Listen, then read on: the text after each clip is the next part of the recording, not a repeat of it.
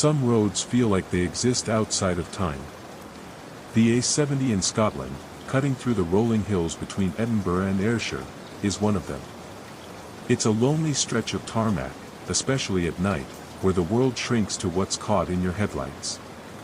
On the evening of August 17, 1992, two friends, Gary Wood and Colin Wright, were making a routine journey down this very road. Their errand was perfectly mundane. They were driving a new satellite dish to a friend's house in the village of Tarbrax.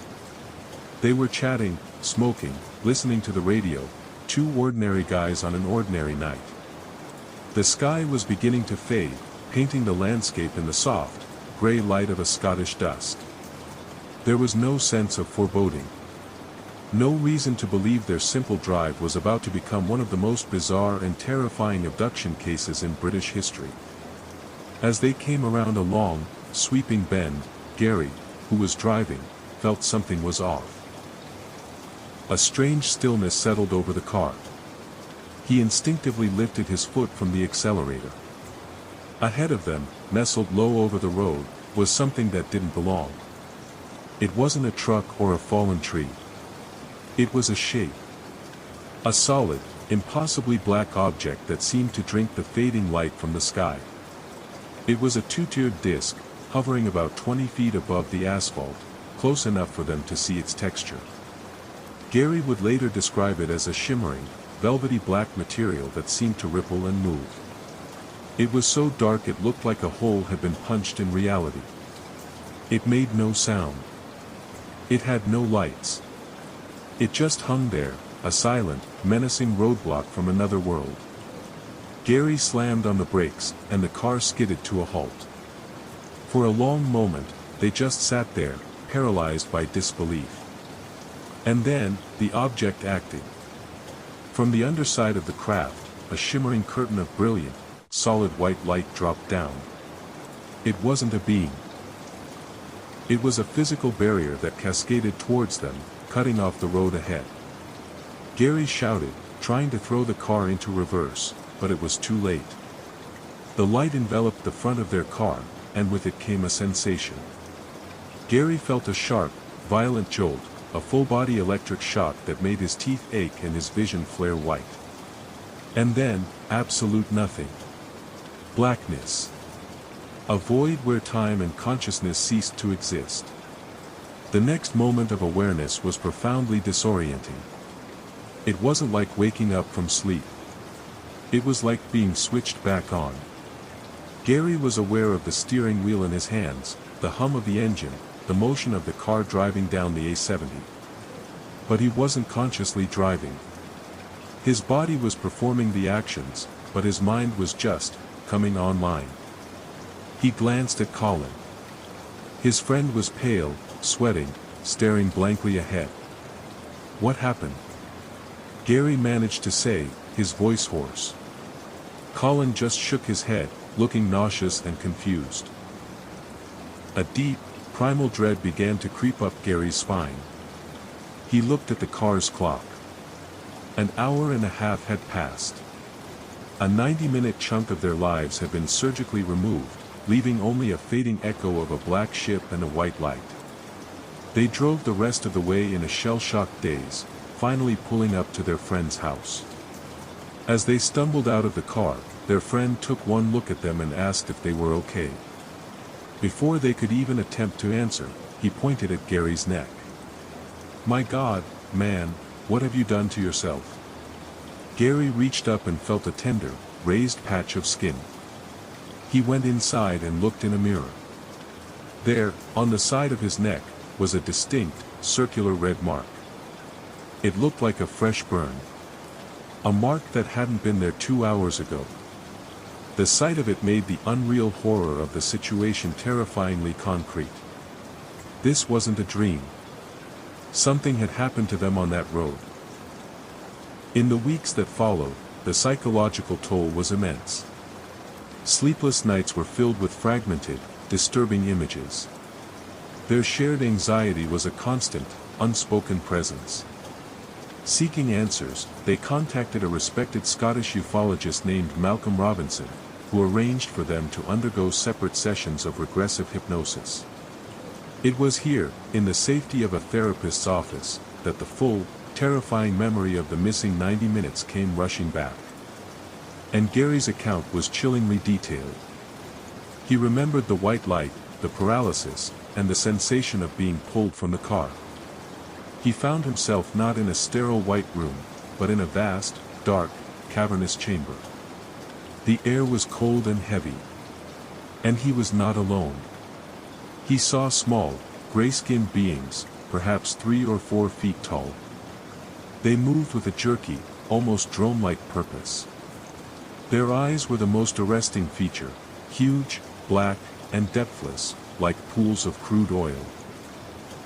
But they weren't the ones in charge. Standing in the background, observing, were other figures. They were much taller, cloaked in dark robes that obscured their forms, their faces hidden in deep shadow. They radiated an aura of authority and intelligence that was deeply menacing. Gary recalled being forced onto a table. The small greys swarmed him, their movements efficient and cold. He felt the chilling touch of their instruments on his skin. He remembered a sharp, lancing pain in his chest, as if something was being taken from him. But the most haunting image was of his friend. Across the chamber, Gary could see Colin, standing perfectly still, as if in a trance. His eyes were open, but vacant. And from one eye, a single, silent tear tracked a path down his cheek. He was conscious, aware, and utterly helpless. Then came the climax of the ordeal. The beings placed a strange, helmet-like device over Gary's head. His mind was instantly flooded with a high-speed, overwhelming cascade of images. It was a vision of global destruction. He saw lush, green rainforests turning to black, smoldering ash. He saw massive ice shelves cracking and plunging into dark, churning seas. He saw entire cities, familiar skylines, submerged under murky brown water, the tops of skyscrapers poking out like tombstones. It wasn't a warning given with compassion. It felt like a cold, analytical data transfer. A presentation. A summary of a world in ruin.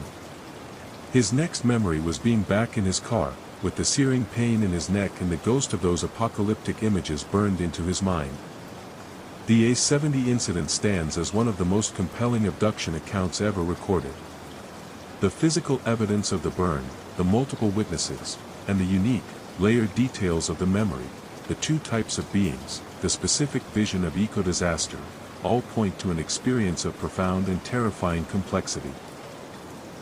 For Gary Wood and Colin Wright, a simple drive home on a lonely Scottish road became a journey into the heart of a phenomenon that continues to haunt them, and us, with its chilling, unanswered questions.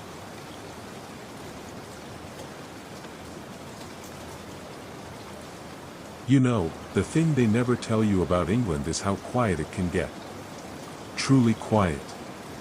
I was a U.S. Air Force sergeant, stationed out in Suffolk. I was used to the roar of jet engines, the controlled chaos of a military base. But out there, on those narrow country lanes after dark, it was a different world. It was a cold, clear night in January of '87. My wife, Glenda, was in the passenger seat next to me. We were just driving, maybe talking about groceries or plans for the weekend, the kind of wonderfully boring conversation you have when you've been married for a while. The car's heater was humming, the world outside was just dark fields and the occasional stone wall rushing past in our headlights. It was completely, utterly normal. And I think that's what makes the memory so terrifying. Because normal can be shattered in an instant. It didn't start with a sound. It started with a light. It wasn't like a spotlight or another car's high beams. This was absolute. One moment, darkness.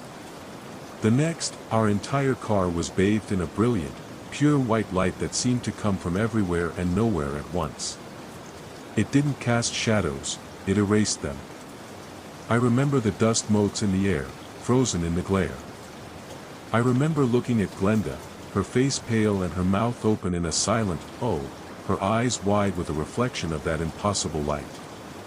Then came the feeling. A low, intense vibration that wasn't a sound, but a physical presence.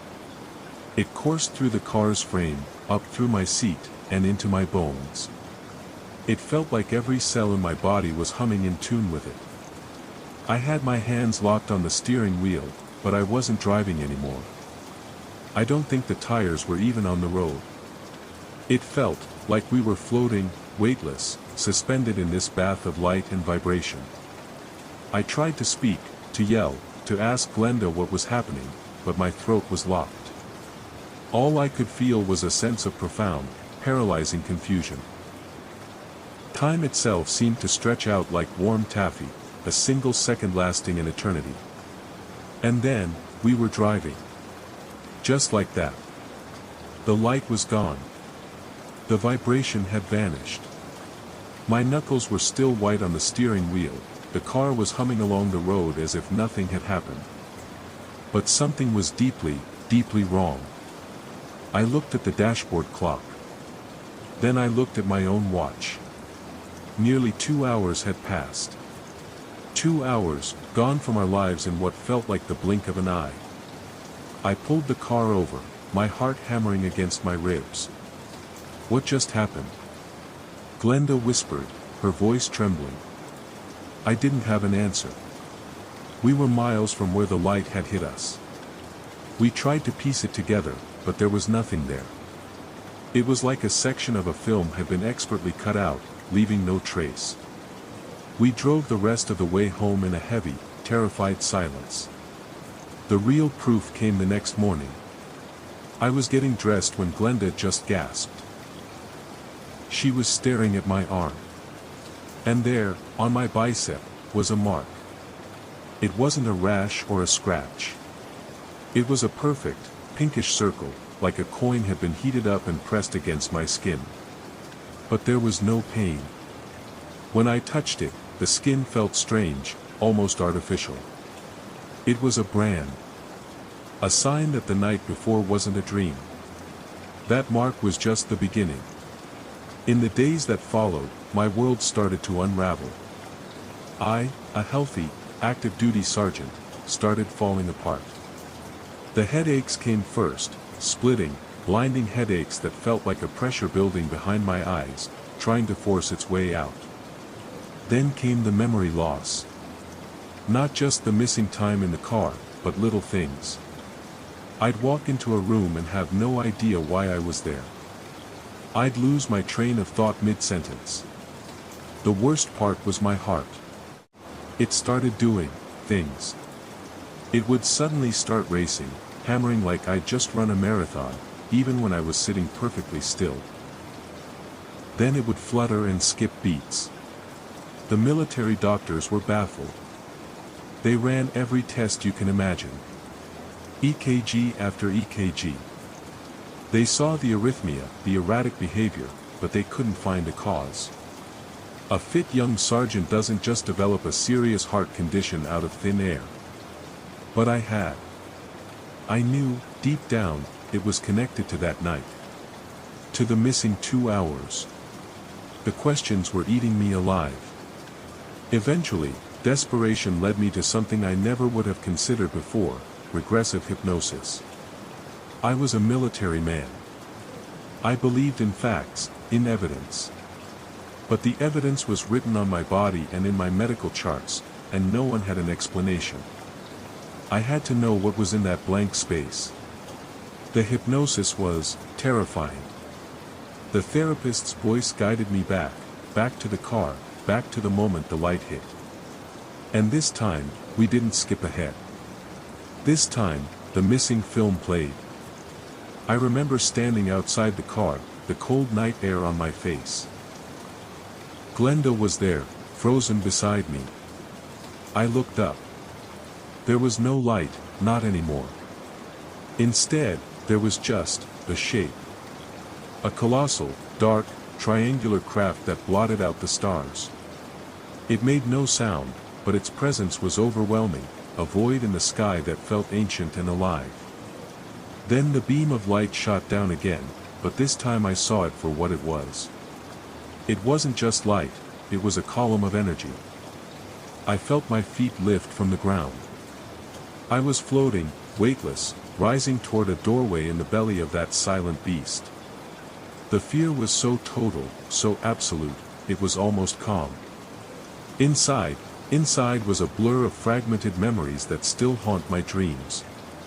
The air had a strange, metallic, sterile smell, like ozone. The rooms were metallic and functional. And they were there. The beings. They were tall, impossibly slender, with long limbs and graceful movements. Their heads were large and elongated, but it was their eyes you couldn't escape. They were huge, dark, almond-shaped pools of liquid black. There was no pupil, no iris. Just a depth, an intelligence that was ancient and utterly alien. They didn't speak. They didn't have to. The thoughts just appeared in my head. It wasn't a conversation. It was like having data downloaded directly into my brain. There was a sense of assessment. Of biological curiosity. They weren't angry, they weren't benevolent. They were scientists, and I was the specimen on the slide. I have a fleeting, horrifying memory of being on a table, of cold instruments on my skin, and the feeling of complete powerlessness as those dark, silent eyes watched my every reaction. My next conscious memory is being back in my car, my heart trying to beat its way out of my chest, with 2 hours of my life replaced by a nightmare. My career in the Air Force was over. They gave me a full medical discharge for a heart condition with an unknown etiology. That's the official term for, we have no damn clue. But I know. I know what happened. That night on that quiet country road, we touched something we weren't supposed to. And it touched us back. It left a mark on my arm, a glitch in my heart, and a memory in my mind that I will carry for the rest of my life.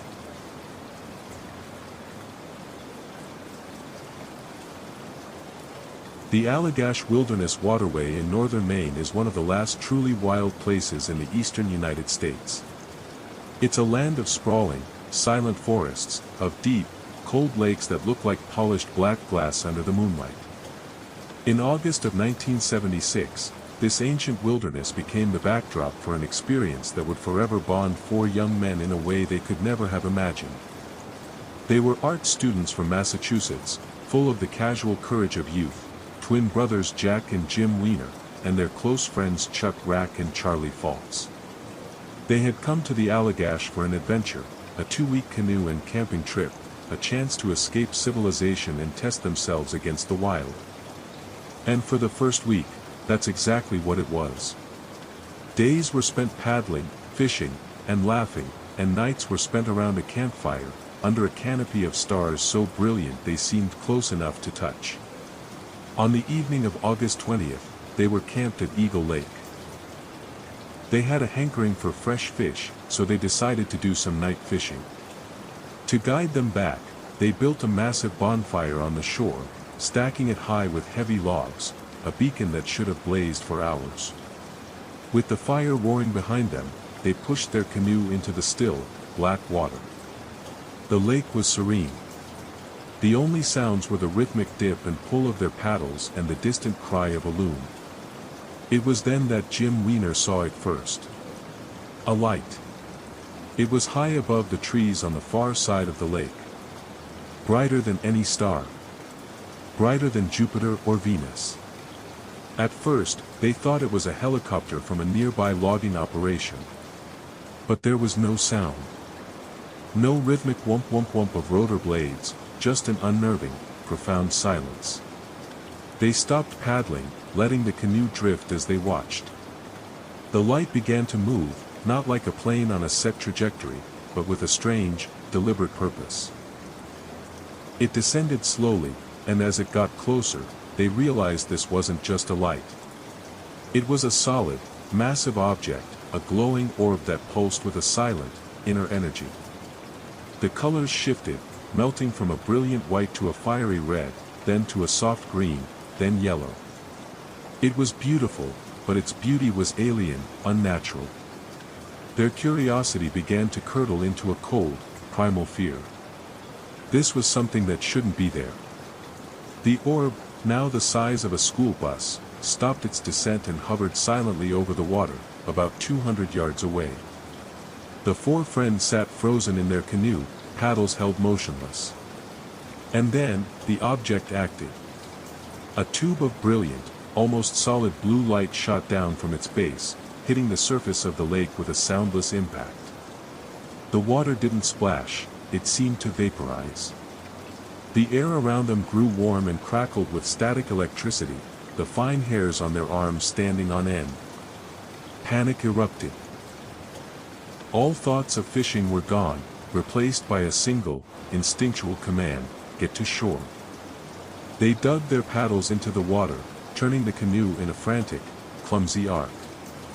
They aimed for the warm, orange glow of their bonfire, their beacon of safety. But the object moved with them.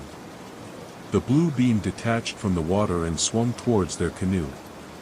They could feel its energy, a strange pressure in the air. Jack yelled, "It's coming after us." They paddled with the strength of pure adrenaline, their hearts hammering in their chests. The blue light washed over the back of the canoe, and then, in an instant, it engulfed them completely. The world didn't go black. It went white. A brilliant, shadowless, featureless void of light. The sound of their own frantic paddling, their own ragged breaths, everything, just stopped. The next thing they knew, they were standing on the shore. Not in the canoe, not wet, but standing on the cold, damp ground. The canoe was beached nearby. For a moment, there was just profound confusion. A disorienting sense of whiplash, as if they'd blinked and the world had rearranged itself. Charlie looked back at the lake. The object was gone. The sky was just stars again. It was over. But then, Jack looked at the bonfire. Their beacon. The massive pyre of logs that should have been a roaring furnace was now just a bed of soft, orange embers, collapsing into gray ash. It had burned down completely. A fire that size would have taken at least 2, maybe 3 hours to die out. They looked at their watches. What felt like a 15-minute panic on the water had somehow consumed a huge, gaping hole in the night. The time was just gone. They didn't talk about it. What could they say? They packed up in a daze, the unspoken fear of fifth passenger in their canoe for the rest of the trip. They tried to bury the memory, to file it away as a strange weather phenomenon, a shared hallucination brought on by the dark and the isolation. But the memory wouldn't stay buried. For years, all four men were plagued by nightmares. Not of a light in the sky, but of something far more intimate, far more terrifying. They all dreamt of being in a strange, sterile room, bathed in a dim, hazy light. They dreamt of being paralyzed on a cold table, unable to move or scream. And they dreamt of the beings. They weren't little green men. They were tall and gaunt, with long, thin necks. Their heads were large and bulbous, like an insect's, with huge, dark, slanted eyes that seemed to wrap around their skulls. The eyes had no pupils, no emotion, just a terrifying, analytical depth. Their hands were long and delicate, with only 4 fingers. In the nightmares, the men felt the cold touch of strange instruments. They had vivid, terrifying flashes of skin and fluid samples being taken. They had a horrifying, dreamlike awareness of seeing their friends in the same room, equally paralyzed, equally terrified. Finally, years after the incident, looking for answers to the trauma that haunted their sleep, they made a decision. Separately, without consulting one another on the details of their nightmares, each of the 4 men sought out a specialist and underwent regressive hypnosis. And what emerged was staggering. Under hypnosis, their stories, unlocked from the prison of their subconscious, were identical. Each man, independent of the others, described the same sequence of events that filled the missing time. They didn't just paddle to shore. They recalled the canoe being lifted from the water inside that column of blue light. They recalled entering the craft in the disorienting, shadowless room. They all described the same slender, insect-like beings and the cold, clinical examinations. They all remembered seeing each other on those tables, a shared tableau of silent, helpless terror. The Allagash incident wasn't one man's strange tale. It was a shared nightmare, a story told in 4 parts by 4 different men, whose minds had independently recorded the same impossible event. For them, the wild, beautiful silence of the Allagash forever holds the echo of a night when they went out fishing and were pulled from our world into something else.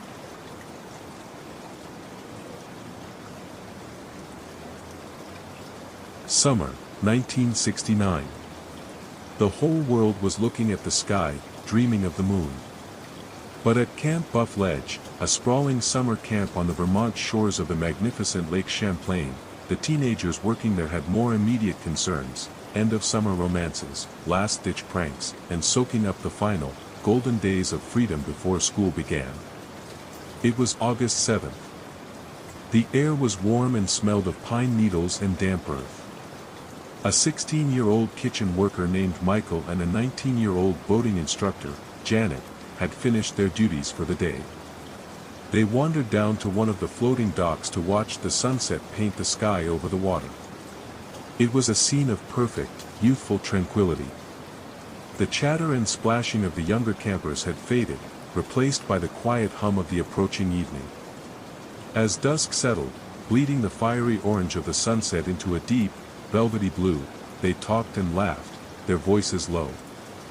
The first stars began to prick the darkness. It was Janet who saw it first, pointing a casual finger towards the sky. "What's that?" she asked. It was a light, brighter than a star, moving with a slow, deliberate purpose. They assumed it was a satellite or maybe a small airplane from the nearby Plattsburgh Air Force Base. But it behaved strangely. It would stop, hover, then zip across a section of the sky with impossible speed and complete silence. Then, as they watched, the single light split into 3. They moved in perfect, triangular formation, a silent, playful dance in the cosmos. The sight was strange, beautiful even.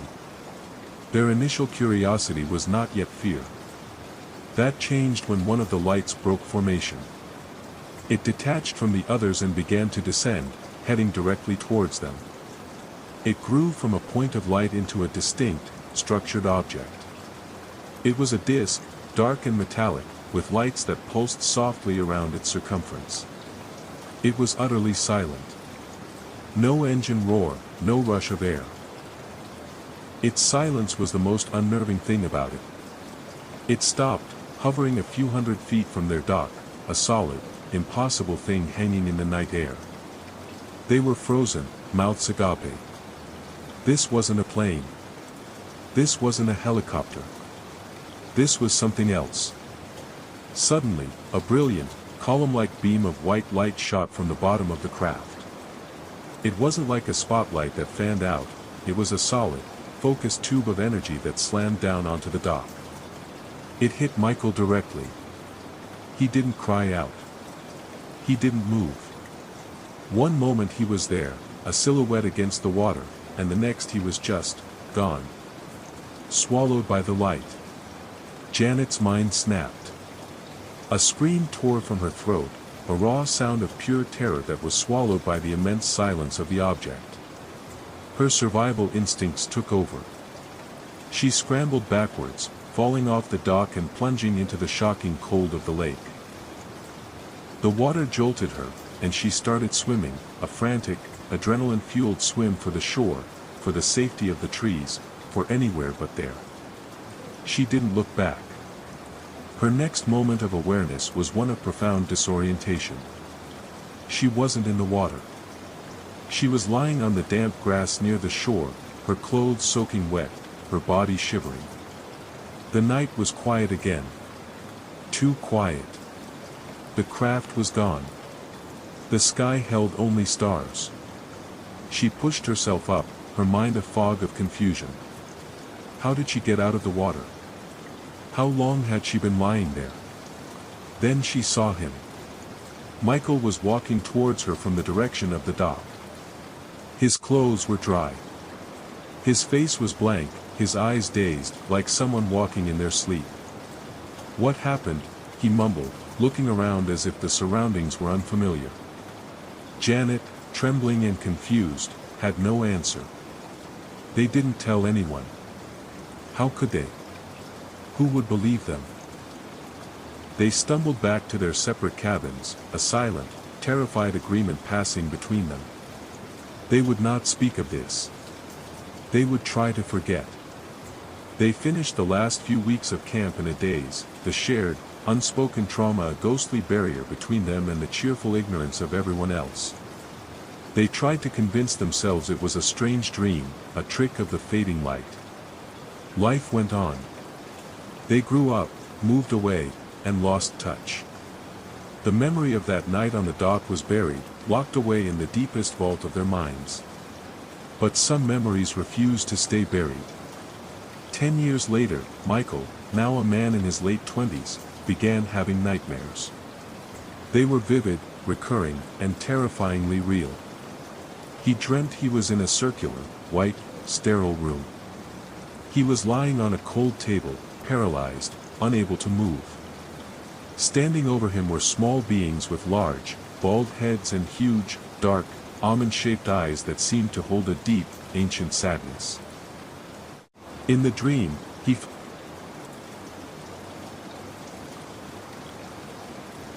In 1973, Pascagoula, Mississippi was a hard-working town.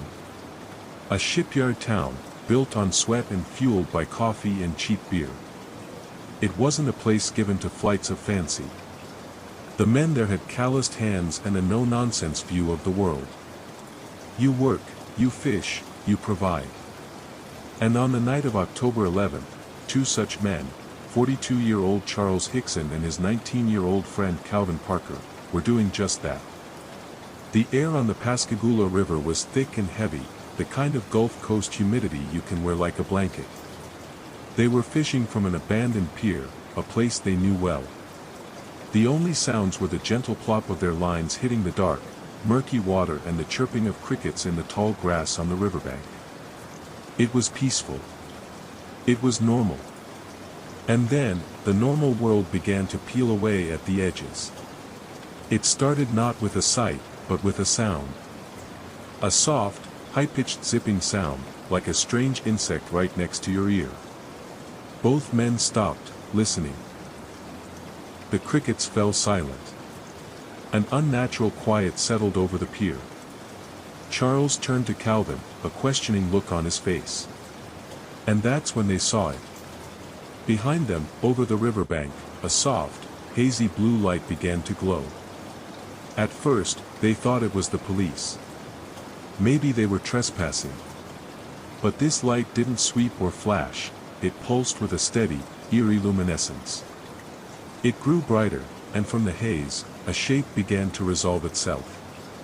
It was a solid, dull metallic object, football-shaped, maybe 30, 40 feet long. It made no noise, none at all, as it hovered just a few feet above the ground, its presence sucking all the sound from the air. Time seemed to slow down. An opening appeared on the craft, a perfect slit that dilated like an eye, spilling a light so brilliant and white it hurt to look at. From that impossible brightness, three figures emerged. They weren't men. They floated, rather than walked, their feet never touching the Mississippi soil. They were about 5 feet tall, and their skin was a pale, wrinkled gray, like an elephant's hide, or, as Calvin would later say, like a corpse that had been in the water too long. They had no necks to speak of, their heads resting directly on their shoulders. Where eyes should have been, there were only deep slits. Where a nose should have been, a small, carrot-like protrusion. And they had no legs. They moved with a silent, robotic grace that was utterly terrifying. Charles Hickson, a decorated Army veteran who had seen combat in Korea, was paralyzed by a fear he had never known. He wanted to run, to scream, to dive into the river, but his body wouldn't obey. His muscles were locked, frozen in place. Calvin Parker, just a boy at 19, took one look at the approaching figures and his mind simply shut down. He fainted, collapsing into a dead weight of pure terror. Two of the floating beings glided towards Charles. Their hands, which looked more like robotic claws or gray mittens with a single thumb-like appendage, reached out and gently, but firmly, gripped his arms. The touch was cold, scaly, and shockingly strong. The third creature attended to the unconscious Calvin. There was no struggle. There was no escape.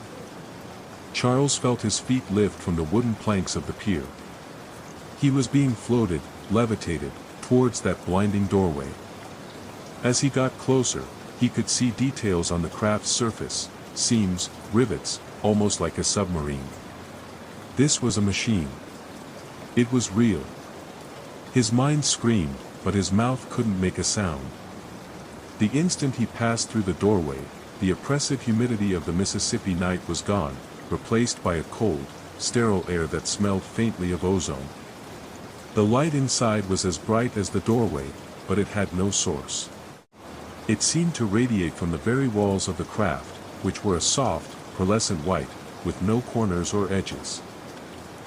It was a disorienting, seamless room. He was maneuvered into a horizontal position, still floating, still paralyzed. From the ceiling, a device descended. It was roughly the size and shape of a football, and it looked like a giant, mechanical eye. It had a lens that glowed with an internal light, and it moved with a silent, fluid purpose. The eye began to scan him, starting at his feet and slowly moving up his body. It hovered inches from his skin, and Charles had the terrifying, distinct impression that this machine wasn't just looking at him, it was reading him. It knew he was terrified. It knew he was trying to scream. And it was completely, utterly indifferent. It was a purely clinical examination, as if a biologist were studying a new species of insect. There was no malice, but there was also no compassion. Just cold, detached curiosity. After what felt like an eternity but was likely less than 20 minutes, the all-seeing eye retracted into the ceiling. The creatures floated him back towards the doorway. He saw Calvin, still limp, being transported alongside him. They were placed gently back down on the pier, their feet touching the wood with a soft thud. The moment they were released, the paralysis vanished. Charles collapsed onto his hands and knees, gasping for air. Calvin came to, screaming. They looked up just in time to see the craft descend silently into the night sky, the blue light shrinking to a pinpoint before vanishing completely. The crickets started chirping again, as if nothing had ever happened. Shaking, crying, and barely coherent, they stumbled back to their car and drove to the Jackson County Sheriff's Office. The deputies on duty were, to put it mildly, skeptical. They saw two terrified men, but they suspected a hoax, or perhaps just too much alcohol. To catch them in a lie, they put Charles and Calvin in a small interview room, hit a hidden record button on a tape player, and left them alone. They figured the two would either laugh about the prank or get their stories straight. But what the deputies heard when they played back that tape chilled them to the bone. It wasn't the sound of a hoax. It was the sound of pure, unadulterated terror. I got to get home and get to bed or get to a doctor or something. I can't stand it. I'm about to go crazy. I know, son, but they can help us. They can help us. Oh God, it's awful. I know it's real, I know it's real. That thing, it just floated right up to us. For the rest of the tape, they whisper and pray. Calvin is audibly weeping. They aren't trying to convince anyone. They're trying to convince themselves that they're still sane. The deputies listen, their skepticism melting away. Whatever happened to Charles Hickson and Calvin Parker on that pier, it was no joke. Two simple, hard-working men, who had everything to lose and nothing to gain by telling such a tale, had been touched by something that did not belong in our world. And for the rest of their lives, they would carry the scars of those 20 minutes on the Pascagoula River.